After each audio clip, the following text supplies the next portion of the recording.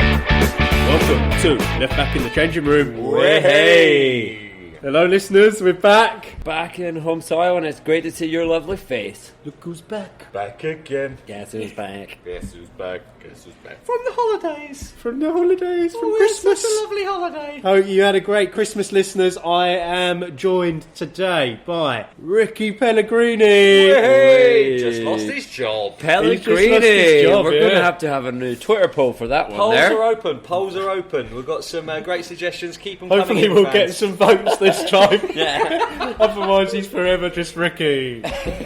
Ricky from Fifth. Ricky from EastEnders. I'll stick by Pellegrini. now that Moyes has come into the fold, I think I'll stick with Pellegrini until the votes are closed. So there he is, and you've also heard the man. He's back from Hibernian. I am back. How'd the Hibs get on, mate? Absolutely blinding result against Yeah? the Hearts. Yeah, was there bouncing in the The way atmosphere out. looked absolutely amazing, mate. Yeah, it was unreal. The flares going off. It was like the It's like a cup final. like Hibernian from Eastern Europe, to be honest. It's got 2 goals in the first half, and we sat on that lead, and that was blinding to beat our rivals. Pity about the other 2 games, didn't really go away. But Just hey. to interject, here's the FPL podcast. A bit of interference there. We ended up on the Hibs FM. You know a bit of a fact I got from you? The Scottish Premier League Let us have fantasy it. football. They tried to get that up and going this Is it the season. Sun? for Is it the first Sun? time. Sponsored by I the can't Sun or remember who it was something run from, but I think so, yeah. Yeah. And supposedly after game week 2 or 3, it crashed, and they decided just to shut it down. So I'm not sure how many entries they had, but that's what I picked up from being in Scotland. That's great. And there was Anyway. the old firm derby as well. I saw Gerrard going crazy. I'll have to rein this in, Ricky. So as you heard, listeners, that's the Sean the Drummondon fanboy. Valuable piece of info. Don't try and sign up for Scottish FPL. It doesn't exist. So gents, game week 19 and 20 done. Really some movements again in the table. Not too many, actually. Only really one. Change of guard at the top over the 2 game weeks. We've seen Sean the John McGinn fanboy jump back into first position. He's back. He is back. at the top. After 2 shaky weeks where Captain Russ, he got on his ship and Captain Russ. he got the engine fixed. He's taken on a bit of water again, and I've managed to power ahead. He has. He's been letting himself sort of slip over the Christmas period. Captain Russ, too many oysters and caviar on the ship and too much champers. Who are we kidding? We know that he sells ginger ale and Whiskey Walkers. So either way, you know, when I say Sean, you're top, you are joint top though. But the league has you top because I believe you've had less transfers and scored more goals than Captain Russ. My right foot is blinding me. My right foot. That's it. Danny Ings. Danny Wings. So Captain Russ, he is in second position after the 2 game weeks. I see that he played his wild card this week. Yeah, He what's has all done. that about? He has I would done, like to yeah. get some insight on this. So for listeners that don't know, after Christmas Day, your wild card actually reset, and you'll see on your profile you have that illuminated in green again, free to use your last one till the end of the season. And I'm so surprised he's used it right away. First chance, first game week. His team was holding up well. We'll need to get some insight off him. Yeah, definitely. I think we'll have to jump into his team after we go through the rest of the league, because I don't think he's done a particularly sort of smart thing, in my opinion. I mean, I'm well below him, so who am I to comment? But I'd love to get your opinions on what he's done with his team, because a few questionable decisions, I'd say, in there. Yeah, wild card as well. And I don't know if he actually used it his first wild card, which doesn't obviously carry over. You don't end up having it's 2 true. wild cards, but It's so true. he might have done a I'll tell you what, absolute we fuck should up text him now and we'll find out live for your listeners. Find out We need whilst to we're doing. see these key details. I But- saw he got Traore in, right, and I can see why he would do that. He's doing well. He scored a couple of decent goals. He's got a couple of assists, so he's a cheap option to bring into that midfield. Like many others. Yeah. What is it Traore has against Man City? Yeah, he did it again, That's didn't he? twice Just now. repeated it. And I made the mistake the first time. I jumped on the bandwagon. I think you did as well, Pellegrini. that's when I there. got him in You as jumped well, on it, and it didn't materialise to anything, so I stayed away from him. But he's a good player, boys. He's a very, very direct footballer. He's very skillful. Ricky, I see you keep leaving him on your bench for some reason. Yeah, I've actually missed out on that 10 points. Was it against Spurs he scored It that was, blinder yeah. outside the box? To be honest, I think this is his best season he's had in the Premier League so far, and he's But there's only usually brought off on the bench like for the last few seasons, but now he's in that first 11. And he's playing high up the pitch. He's playing that front three alongside Jimenez. He is cheap, coming in at $5.5 million, but only 3 times he's had over 10 points, and that's kind of a question for you. But Wolves were on fire, and the second time they beat City, did anyone see that coming? No, I did not at all. I don't think many people would have put that in there after City getting a result against Leicester as well. Had you taken Jimenez out of your team? I kept Jimenez in my team. So you benefited there, yeah. So he got the 2 bonus points. I kept Traore on the bench though, so I'll raise my hand for taking Jimenez out. But you had Traore on the bench against Man City because he scored. He got all 3 bonus points. Yeah, and he never came in. And against Tottenham, no, he didn't come in as well. So I've actually lost him 2 weeks. 2 weeks there. That's the best weeks he's going to have all season. And whilst we're talking about Wolves, whilst we're talking about Wolves, my mate Matt Doherty, no, not my mate. He got the winner, didn't he? Got the winner against City. Pains me to say it, but wow. You have to remember, City went down to 10 men, and I think I was shocked that actually with 10 men they were winning 2-0. Yeah. Because Baby Raheem, he got over the tantrum of Baby Raheem. What was Ederson doing? Well, Patrick wasn't giving him the mince pies, was he? And then he's like, I'll show you, Patrick. I'll get my own mince pies. And he chipped it over Ederson. He got a couple of them, didn't he? Yeah, as he ran to the corner, if you saw, he got thrown a couple of mince pies. I mean, it's still quite... I'm not, in any way endorsing people throwing stuff, but... It was Christmas and he got a couple of minces. He got involved. So City obviously had a blip there, but they came back fighting on Sunday, and Sheffield United, who'd be solid at the back.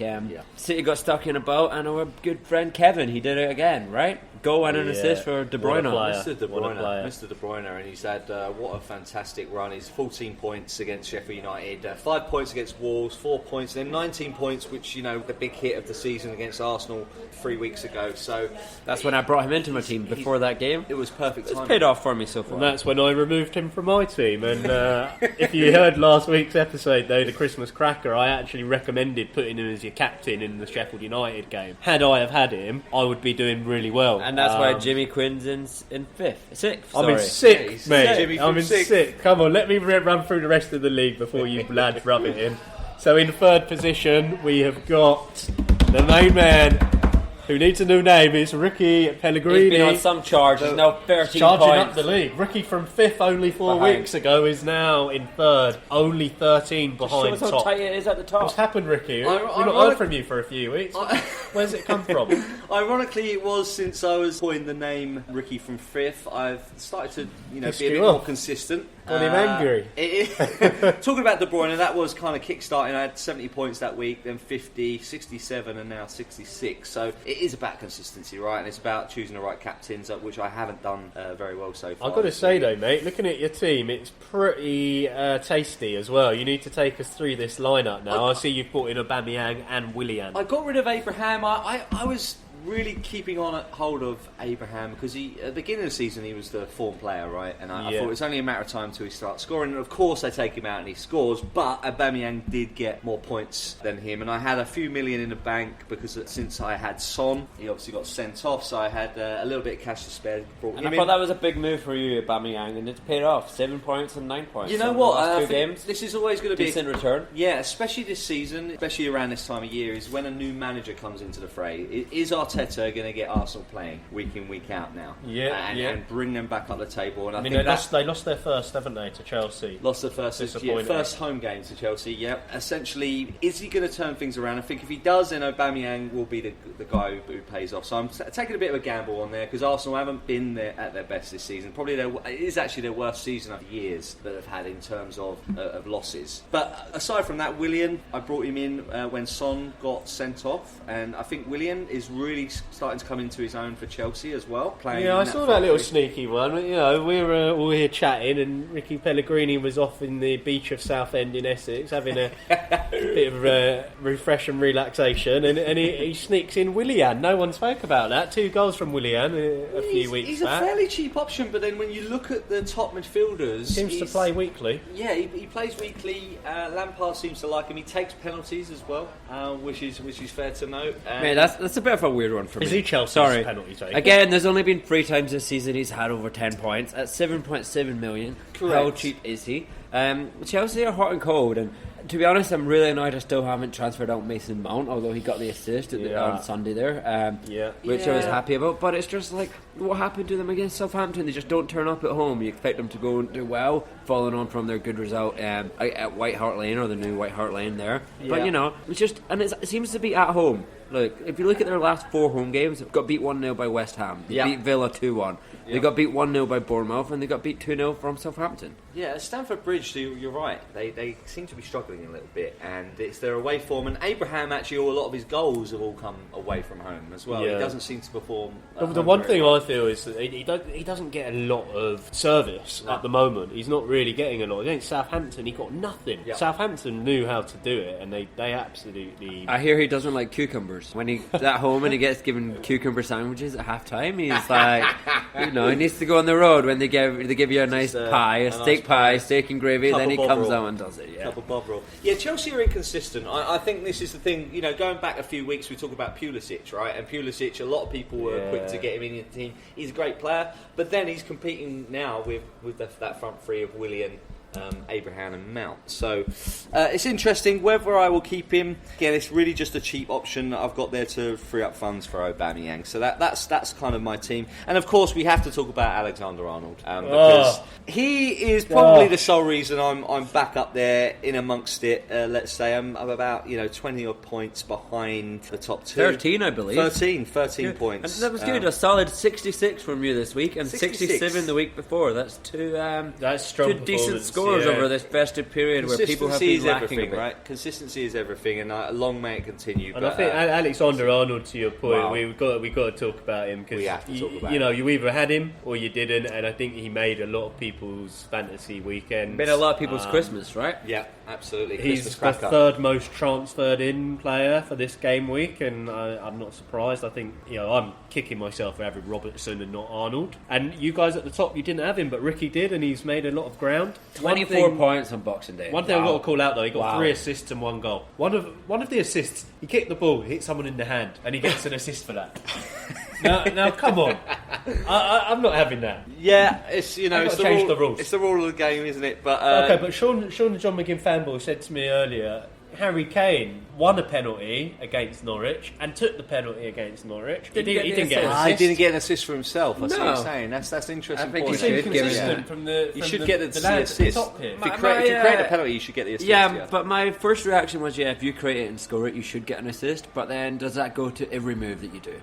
But it's hard to create your own goal. If you tackle a defender in open play and then you go and score, and there's no valid assist, should you get an assist? No, I don't think you get an assist for that. That's a good tackle, well played. It's a fair point though. If you win a free kick and then you take the free kick and score, you should also get it. I don't know the answer, and I'm not going to lose too much sleep over it because Harry Kane still got me 8 points. He did. I stuck with him as captain over the last 3 game weeks, and it hasn't proved too tasty for me. I think that's one of the reasons I've been lacking.